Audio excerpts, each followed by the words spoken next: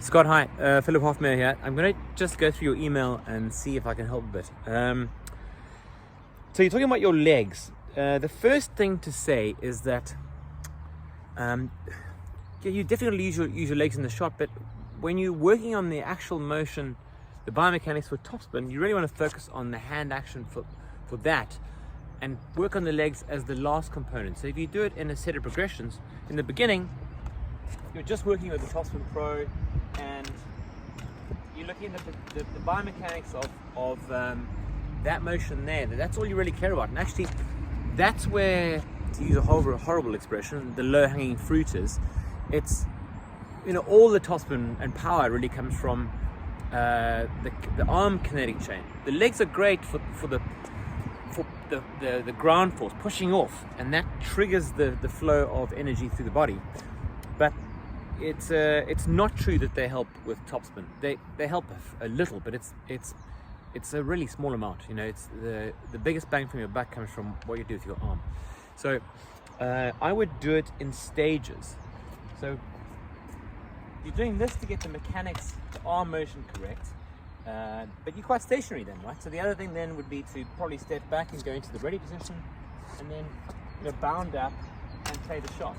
Now, Patrick Murakatula, I don't know how you pronounce his name, the Serena's coach, he released an interesting video which I'll send to you recently, which where he gets his players to stop lifting when they play their ground strokes, explaining that he explains specifically that there's no topspin to be gained from your legs. It's the arm, right? So he actually gets his players to stand at a certain level and play their shots, and they're not allowed to lift.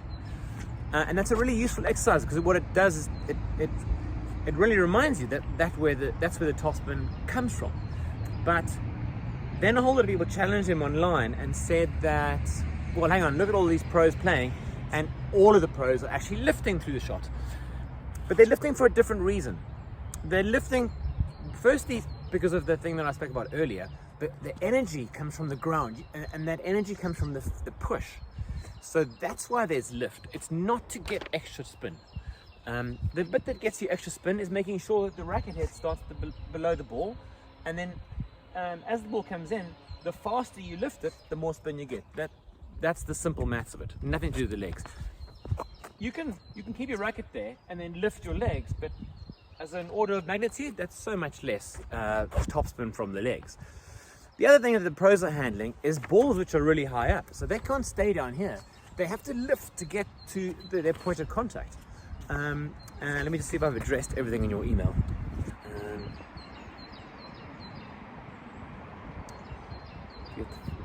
Yeah, I think that's it. You really want to.